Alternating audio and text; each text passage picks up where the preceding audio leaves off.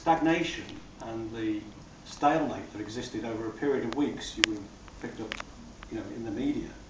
There were, towns were changing hands all the time. They were being taken by the rebels. They were being taken back by the government. They were being retaken by the rebels. It was back and forth. Because the process was that NATO would bomb a town, and the rebels would move, and obviously troops would go underground or disperse in order to protect themselves. The rebels would move to the end of the bombing path. The rebels, government forces would then confront the rebels, who would then retreat. Following several days later, NATO would bomb again. The rebels would advance and then have to retreat, and so it went on. Clearly, this is not being used to implement a no-fly zone. It's being used as an air force for one side of a civilian conflict. The position that we've always maintained is that, and it's irrespective of what our positions, and we were from a variety of organisations, was that it's irrelevant what we think about either the Gaddafi regime. The UN is based upon certain principles, and it's charted certain principles. One of them is that a nation has the right to self-determination, which means that nations themselves internally should be able to decide their futures without interference. It is a matter of international legal principle that nations also have the right to defend themselves against foreign invasion and even against internal insurrection.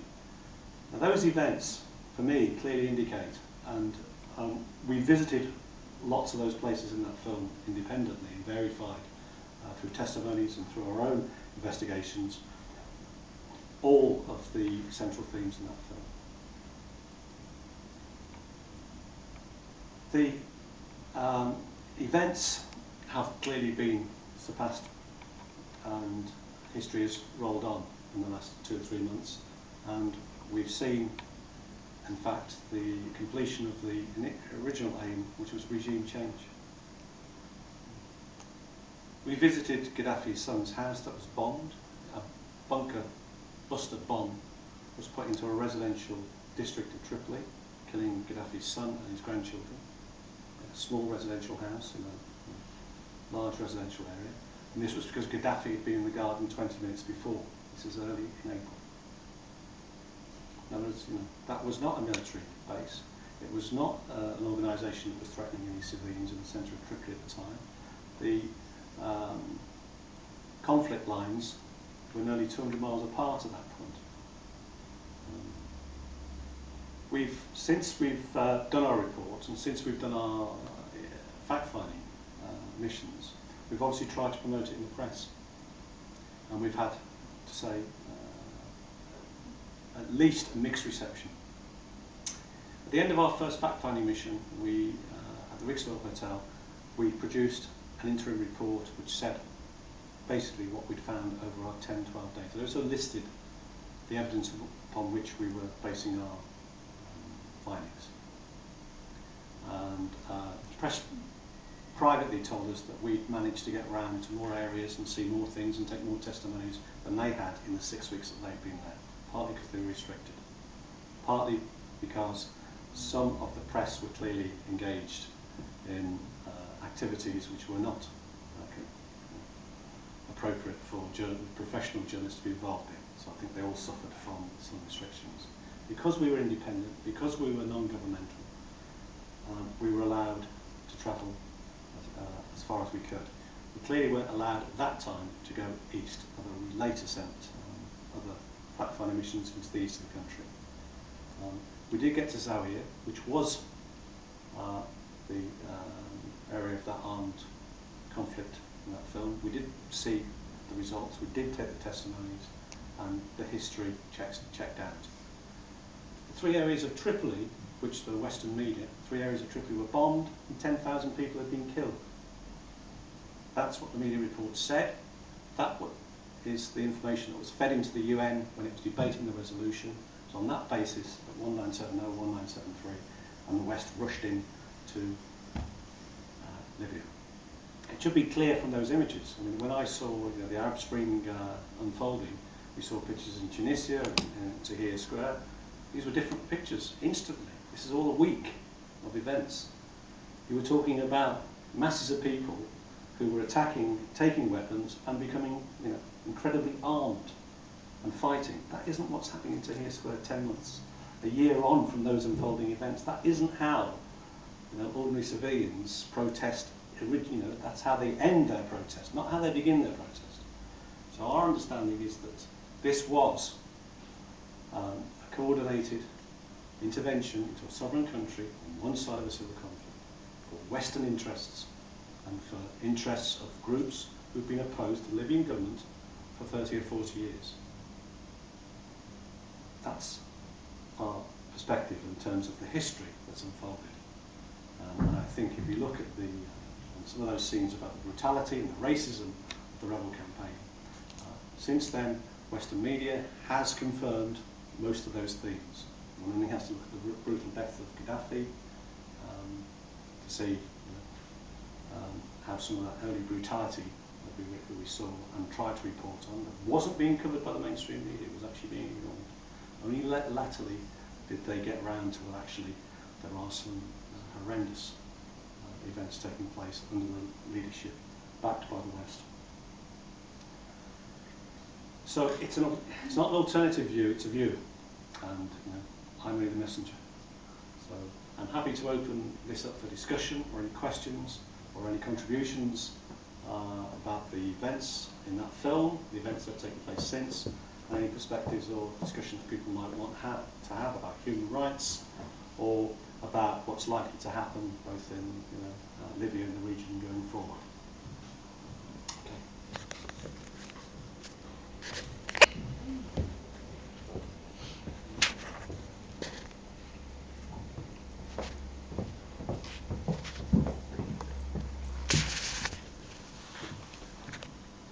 Hi.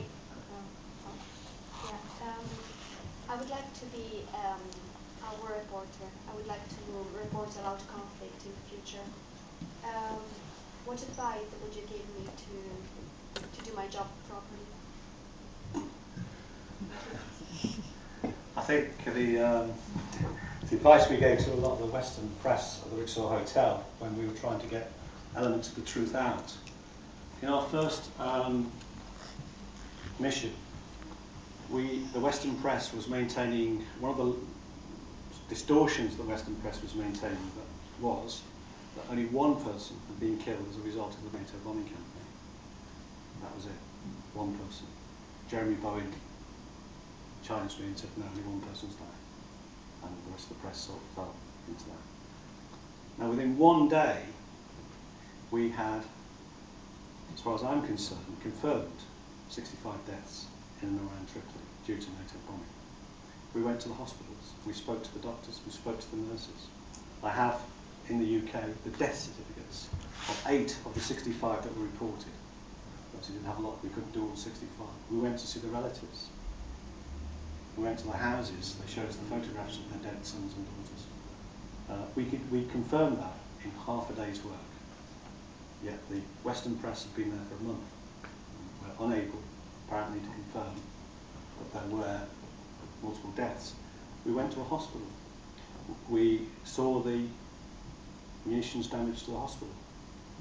We visited the doctors who'd been injured severely in their flats, in their residential accommodation at the hospital by NATO rockets. Again, all of this was at that point being denied. And clearly, following months, the campaign went on to not restrict itself to military inverted targets, but went on to bomb electric power stations, water, reservoirs, pipelines, pumping stations. If anyone knows the history of Libya, there was a massive water supply system called the Great Man-Made River Project. They went out and deliberately destroyed that to try and stop water and electrical supplies getting, you know, close Tripoli down particularly. And what we were sometimes exasperated by the response of the press, and I would say, be true to yourself. Tell the truth. What shocked us was that we could not, in the first 10 days, where we met 3 or 4 times with the world's press, find a Bernstein and Woodward. And that's, if you want to be serious about war reporting, you know, that's the level of journalism, culture, I should say. And I've, we've been asked a lot of questions about the role of the media and what our impressions of world media and mainstream media are. And one of the discussions I had recently was for people to put, we were asked, well, how many radical, inverted commas, journalists can you name who are mainstream? Well, we thought, Pilger. And then we were stuck. And that says something about the nature of journalism at the moment. And I think it's something to do with Noam Chomsky and his assertion of the manufacturing of consent by the mass media. And clearly this is another example of the manufacturing of consent that was required in Western Europe and America and the Arab states and elsewhere in the world to engage in an illegal war. So that would be the only message. Stay neutral. I wonder if you could clear something up for me. I'm a bit confused. Since 9/11, we've been told that Muslim terrorists are our arch enemy. There's been a campaign, a sustained campaign of fearful propaganda which has reached into the lives and communities in our country, all over Europe, certainly in America. People have suffered at the hands of this new kind of racism that's been inflamed by our government. And we've been shown image after image of like terrorist events, and this could happen. Civil rights being taken away, all in the name of Al Qaeda. All of a sudden, if you don't support Al Qaeda, then you're unpatriotic. If you don't support the war in Libya and this gaggle of crazed psychotics that they're funding to do all these heinous crimes, then you're unpatriotic. So there's been a huge sweep. My question is, who is Al Qaeda?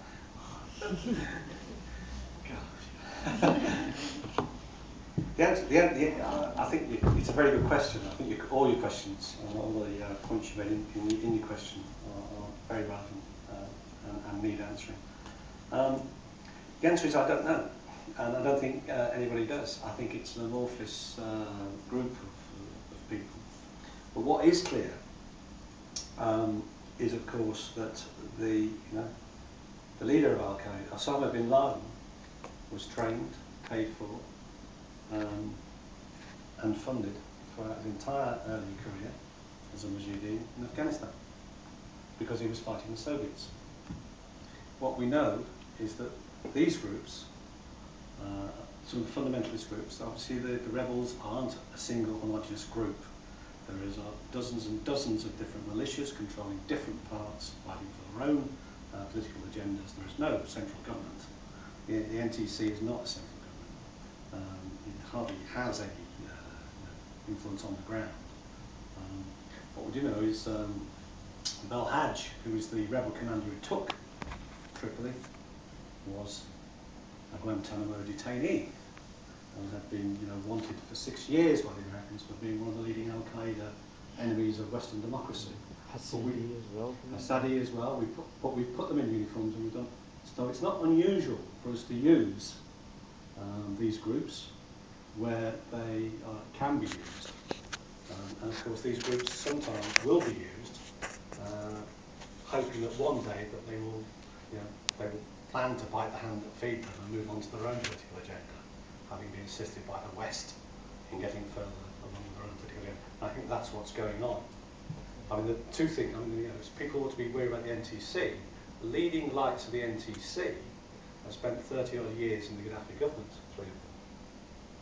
So if it's about human rights and democracy, etc., these three people need to be carted off to Hague as well as anybody else that might be on the list for the Hague tribunals. But they're not going to be, of course, because they. So I don't know. I think it is an amorphous thing. Clearly, there is resistance around the world to globalization, to the American unipolar world that we've had for the last 10, 15 years, and people resist and fight. Some people fight from a progressive position. Some people want to be extend history back. They will all fight in one way. But certainly this is another example of the West using its supposed enemies.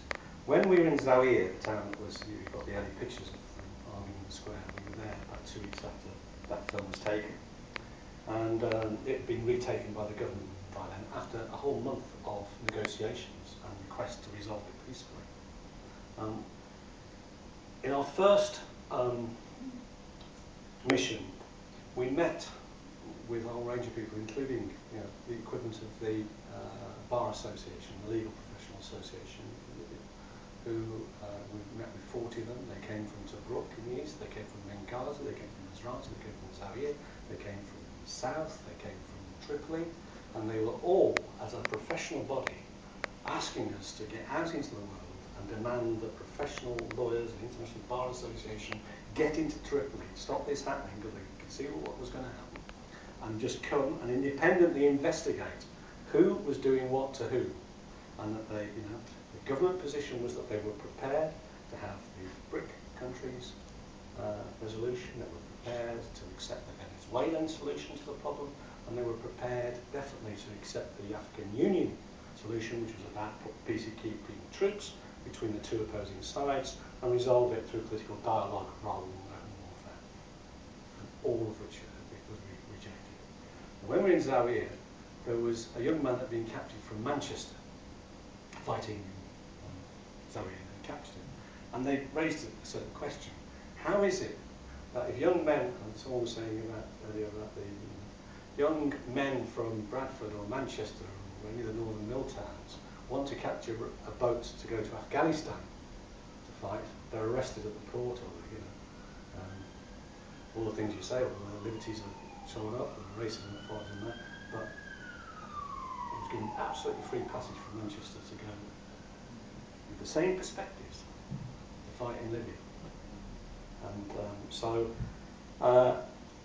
I think there is a fundamentalist trend which is out for its own, and it's prepared to do what it did in Afghanistan, which is run with the West while the West is supporting them, and then hopefully break with it to put their own political agenda forward at some later date. And I think that's the thinking. And certainly Tripoli Military Revolutionary Council is run by a leading fundamentalist who is also saying, arms in hand, that he's not going to allow the NTC to have the whole say of the future of Libya.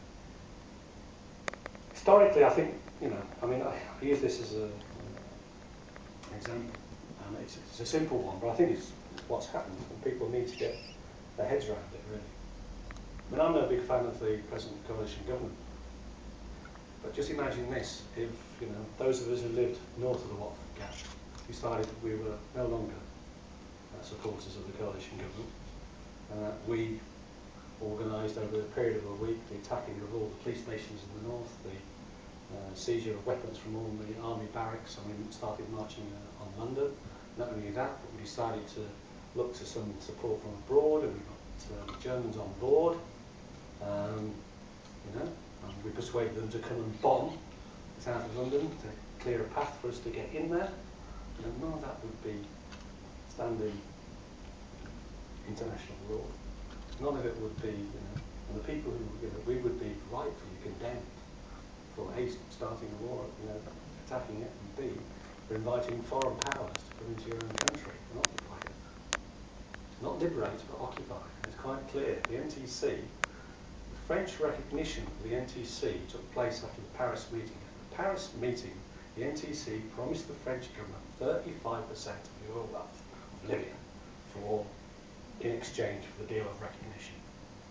Now, whatever you may think of the Gaddafi years and the Al Fatah revolution, what we do know is 90% of Libyan oil wealth stayed inside Libya and was distributed in Libya, sometimes equally, sometimes I'm not even prepared to go there, I'm not commenting on that, but it stayed inside Libya. Already 35% has been promised to the French. The Italians will want their share, the Americans want their share, Britain will want its share. There ain't going to be much left for the sort of development in the future that they've seen over the last 40 years.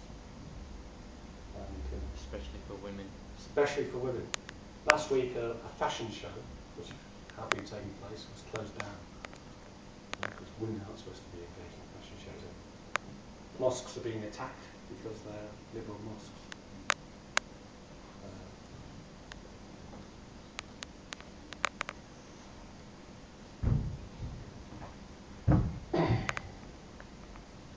Yeah, actually, catching to that extremist Islamist, I find it really sad that the Ayatollah Khomeini commented like he was happy about the Gaddafi regime coming down, which something I didn't understand because I thought these countries would stick together against Western imperialism. That really bothered me. I don't understand why, but anyway, my question is, I spoke to the Libyan girl on actually the day after Gaddafi was killed, and another Muslim girl came by and she said, "Hey, Gaddafi's dead," and they high fived, in front of me. She was Libyan, so I started talking to it because I've been following this Libyan situation since the start. I've read Jonathan Berman's book Gaddafi's Libya. I've seen also Fulvio Grimaldi's film, Oh, yes. Good so film. I kind of know the situation. And but there's one thing which I didn't get my head around is basically we know Western media how it works, how it's been working, how it always works with wars. But the situation in the media in Libya, that's the question, because Saif al-Islam was saying this is a media war. And in fact, if you go on the internet and you try to type any media, any like green movement media, it was all blacked out. You couldn't get any information from that media. So I guess the only media left in Libya was the pro-Western intervention media. And I think that's why this girl was telling me, oh, everyone hates Gaddafi in Libya, and she was talking about the mercenaries, and so I thought, how can that be that this girl in Libya? You can go straight to the question. Yeah. So how can it be that? What is the situation? What was the situation of the media in Libya, basically? It's interesting that the interesting situation of the media in Libya.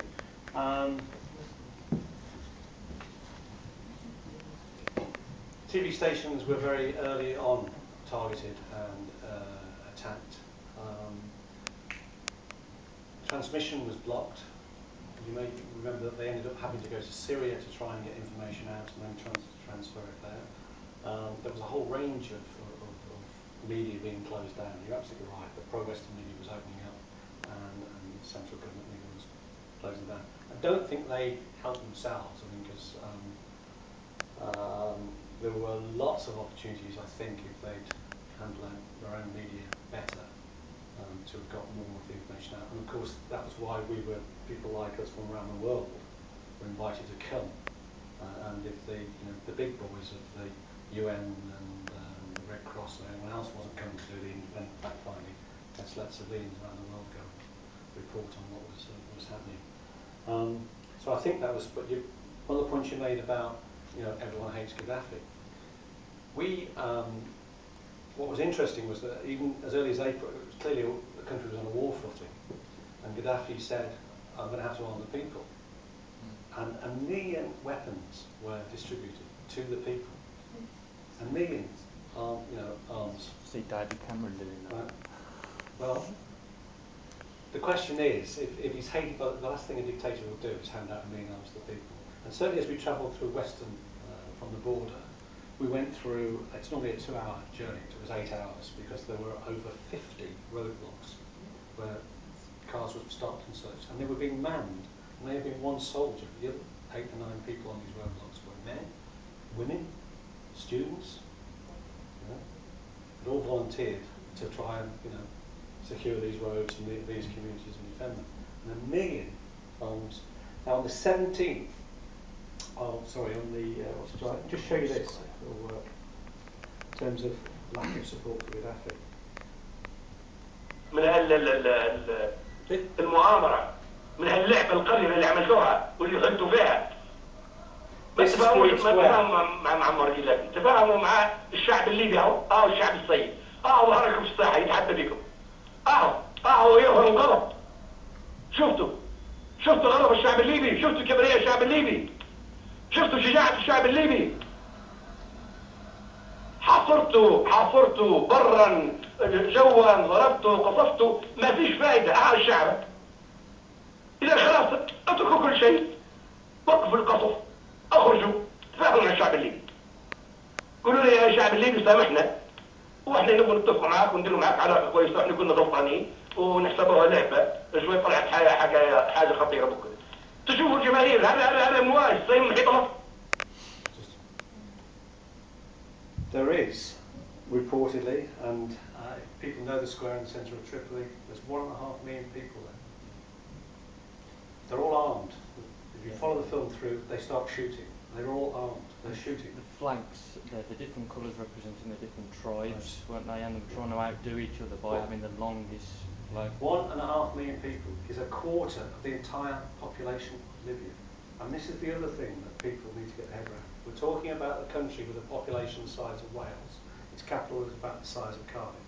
It's had 22 Western air forces, navies, armies, a whole range of foreign mercenaries attacking it and fighting on their soil for the last 6 months. The fact that they held out for 6 months is a testament to the fact that there was considerable support by large sections, and I would say probably the majority of the population. None of that has been shown on Western media. You have to dig deep to try and find those images, those films, those reports. Because that's the story they don't want to tell you, that actually this government might have had a lot of support internally. Can I come back to your point about you would have thought the Arab countries would have stuck together and they seemed to hate Gaddafi. Gaddafi was always seen as a progressive affront to the medieval kingships of the Saudis and he spent their entire political career exposing the anti-democratic nature of countries that appoint kings and distribute wealth through families and everything else, rather than the particular model that he developed. So he's been a pain in the side of the Arab League. His orientation away from pan-Arabism towards pan-Africanism has been a result that those countries have rejected his view of what should happen. And if you want an explanation of, one of the explanations of why this happened, and it happened so suddenly, was that in December, Gaddafi came and put a set of proposals. One was for a single currency for Africa, which would be a gold dinar, which, if adopted, would make eventually develop a single African market, which would massively compete with European and American markets. The other thing he did was he proposed that the oil-producing countries of the Arab world and Africa should stop trading their oil in the dollar as a currency, but in this new African gold dinar. Saddam Hussein did that as well. Saddam Hussein did exactly that. He wanted to switch away from the dollar to the euro as the oil trading currency. And very quickly, his country was invaded and he was removed from power because it threatened American dominance of the world oil markets. One of the first things that happened was a central bank was set up by a bunch of protesters, apparently. Yes. Right, there is going to be 3 or 4 more questions, so Okay, we've got this one down here, Maria and Sophia. So, do you want to go first? Okay. So if it's possible, like, quick question, please. Recently, the West has adopted a sort of like a neo-Crusader state when it comes to imposing democracy on Arab states as well as African states. To what extent does this reflect on sort of like the religious backgrounds of these states? And the second part, is it about expanding American and British business interests in those areas just to satisfy the few instead of the many? Right, I think there's 2 parts to that question, isn't there? Is it something to do with the religious nature of the states that they're... Yes, and to expand business interests in those areas. Yeah. Well, is it a crusade? I don't think it is a religious crusade, because as that film demonstrates, and as we know from other conflicts, And in fact, one of the most fundamentalist Muslim countries is the Saudi country, and that, of course, is our biggest ally that we never have anything said about or anything done about. Yeah? And we're quite happy with that. So I don't think it is a, you know, there are elements within the Arab and Muslim world that want to portray Western intervention as a, you know, religious crusade against this faith. I don't think it is. I think there are certainly elements of Western interventionists that, you know, think like that as well. But I don't. Primarily, I think it's all to do with globalisation. I think it's particularly, and in fact, if you recently, in the last couple of days, the Americans and the rebels have been talking about the whole purpose behind this intervention is about developing American influence in Africa. Because the other thing that was happening with Africa, and particularly in Libya, was that, and it's now, and in Syria, was the Russian influence in Syria, in terms of its economic support, is quite large. Chinese influence in Africa has grown immeasurably at the cost of Western Europe and America. And in Libya, there were 30,000 Chinese workers. Now, sadly, you know, China and Russia did not take the position that they took on Syria, which is to veto. If they'd taken that on Libya, we might have saved 100,000 deaths, and we might have had a Libyan resolution to this conflict rather than a Western resolution to this conflict. I think it is about. I also think it's about the crisis in the West, because there now is, you know, there is a grab on for oil, particularly, you know, an economic crisis here, and certainly Africa, or the American program for getting influence in Africa, have said yes, that Libya is going to be the bridgehead for them to spread their influence throughout the continent, and that's, you know, it's been said this week. It's been said by the rebels. It's been said by one of Reagan's, by one of Bush's former advisors. So I think, right. Next. Hi. Where do you think Iran and Syria are heading with all of this, and also what's next in Libya if nothing happens? Three questions. Three questions, three countries. This is a question. Sadly, the answer to that is I don't think it's in Iranian or Syrian hands what happens to Iran and Syria. I think it's being plotted and planned as we speak. Sadly, watching the events in Syria unfold, it's almost like watching the rerun of the Libyan events. You know, there are people attacking. In fact, you know, the first attack, the first deaths in Syria were 6 policemen. You know, that wasn't reported. The first deaths in the conflict were 6 policemen. It's obviously escalated. There are, you know, you know, as there was in Libya, and you know, we're seeing sanctions are being imposed. We're seeing calls for no-fly zones. We're seeing, etc. It's almost a rerun. It's almost like a script that's being reread, but with now looking at Syria. Bad one. So I think there's a possible, although Syria is clearly a bigger problem, and of course the Russian and Chinese vetoes could alter the direction of that. Iran is clearly on the radar for intervention, and certainly the Western media has been cranking that up over the last few months. And yesterday, the finance houses have all been instructed to close down all financial dealings with Iran around the world. So you know, there is clearly a danger. So I think there is a real threat of intervention and of, you know, continued conflict there. What's happening in Libya?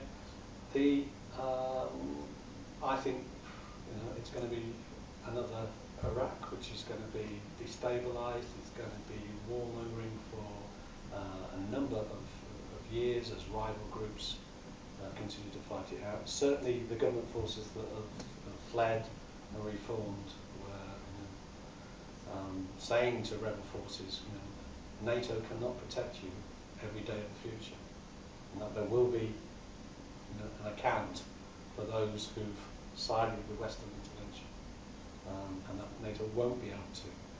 You know, so there is still, I think, there will be still fighting going on in Tripoli. There are still areas where green flags are flown. There are still people protesting on the streets. There are still people who, you know, not just in Libya but throughout the region. I mean, I was saying 2 weeks ago, a week before last, there was a Tunisian-Algerian football match. at which a minute's silence was held for Gaddafi. The silence was broken by tens of thousands of football fans saluting Gaddafi, roaring their support for Gaddafi. Now, there are other countries who've had throughout Africa who've benefited from Libyan support. As I quoted to The Guardian when they had our fact-finding mission, Nelson Mandela, I'm with Nelson Mandela in some senses. He says, Gaddafi has been an anti-Western fighter all his career, and needs to be supported on that basis, that he's liberated his country from Western influence. And of course, they played a major role in the fall of apartheid in Africa. People know this. People, outside Western circles in Africa, on the ground, in the Arab world, etc., know all this history. It's not news to them. They're surprised that we we fall very quickly for demonising a government and saying they do this, they do. We need to. Our Western democracy needs to be imposed. Just regarding again the globalization issue, do you think that the NATO's airstrikes was that more to get rid of rebels, or was that to destroy lots of parts of the country in order to rebuild it with foreign investment involved? And sorry, secondly as well, how do we, particularly as politics students, how do we uncover the truth, particularly regarding international events, when so much is mainstream? What we hear about is all from mainstream news departments. That is obviously one of the ways that Western countries resolve their conflicts, and they've been doing it over the last 20 or 30 years more and more intensely. The destruction of the Balkans has had a massive, proved to be a massive investment potential for Western companies. Going into people's countries and bringing them back to the Stone Age, and then getting all the contracts to reconstruct their countries keeps your own economy afloat. There is clearly massive, places like Sirte, which was a highly developed modern city of 100,000, have been reduced to rubble. That will need, some people are saying because it was Gaddafi's birthplace that they want to just bulldoze it and push it back into the sea and forget it ever existed. But there are clearly massive contracts to be had, both in terms of reconstruction, and it's Western companies that will go in and get those contracts. It happened in the Balkans, it's happened in Iraq, it's happening in Afghanistan, but elements of that are happening, and it's certainly going to happen in oil-rich Libya. The Western companies are queuing up. And it's interesting that when the sanctions were imposed early on, what the Gaddafi riposte to that was, well, fine, I'll give all my oil to China and Russia. Again, saying there are other players in this world that we can deal with. We don't have to deal with the West. So I think it is about globalization. It is about getting control, and it is about breaking up resistance to this globalized market. And Gaddafi, as small as he was as a country, represented a resistance to globalization that the West at some point decided it could not allow to stand.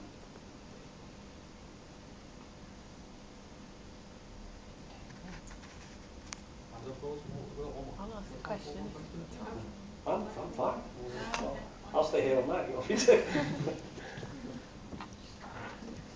I was interested that you explained about the UN basically setting a precedent, really going against their own. Now, the UN is supposed to have been formed to be a police officer. How do we police the police officer when they go bad? Because it's gone really bad, and it's sort of there's nobody else above that to say this isn't right. But I think a lot of the things you've shown, we can see it unfolding, and like you said, we can see it unfolding in the next countries. And especially as part of Amnesty, I'm really disappointed slightly not surprised that they weren't there, but how do I get them there to see what's happening in the other countries? I think that's really important. Can I say about Amnesty? Amnesty were, and amongst others, asked to intervene very early and declined. Was that by Libya? Yeah, yeah, and other countries. I mean, the African Union asked as well and declined. It was about probably May where Amnesty finally got involved and then started confirming some of the stuff that we were unearthing in April. You may remember there was one of the media stories, which was the big one, started by and propagated by Hillary Clinton, was the mass rapes taking place that Gaddafi was handing out Viagra and soldiers were mass raping women in the areas, the rebel areas that they were recapturing. And the BBC interviewed, and the world press interviewed 2 young soldiers who owned up to this. That was based upon their interviews. It was based upon a Libyan psychiatrist who said that she had conducted a 70,000 number survey of women complaining about treatment at the hands of Libyan soldiers, that she'd had about 30,000 of those returned, which I found amazing, we'd ever done a survey, and that 258 of them she'd interviewed, and that they'd confirmed that they'd been raped.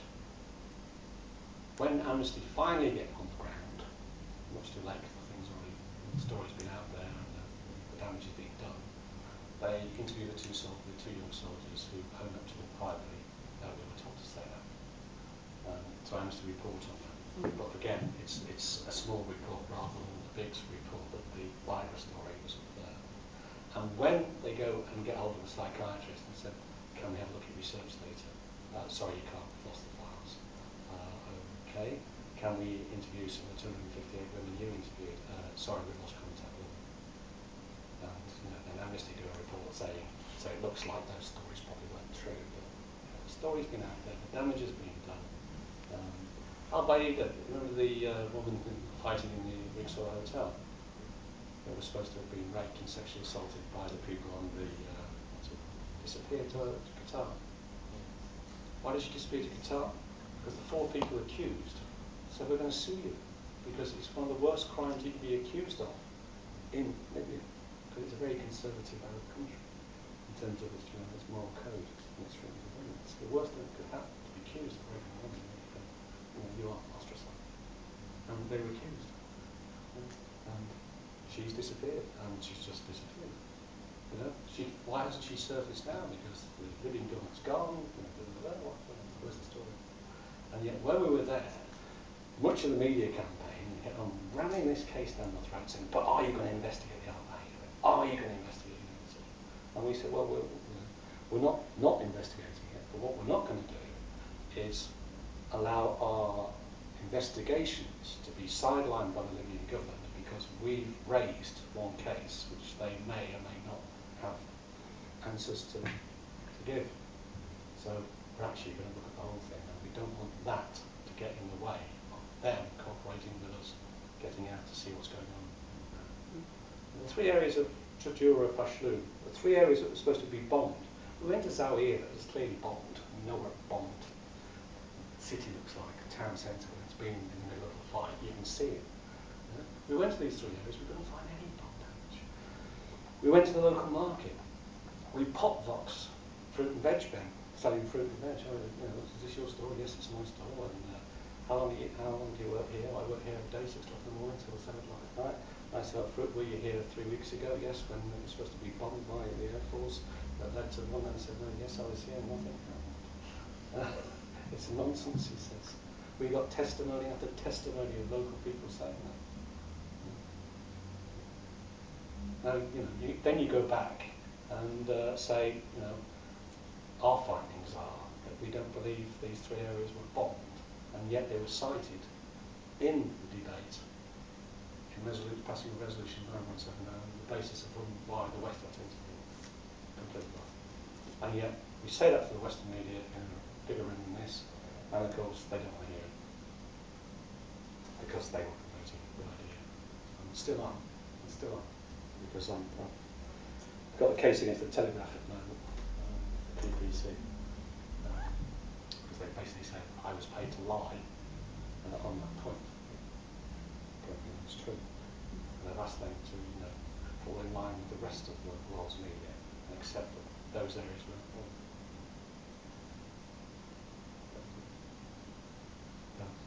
Okay, digression there. So I think we're finished. Maria, Can I quickly ask you have one one question. question, please? Thank Yeah, you. go ahead. Why do you think the West get away with portraying this so wrongly?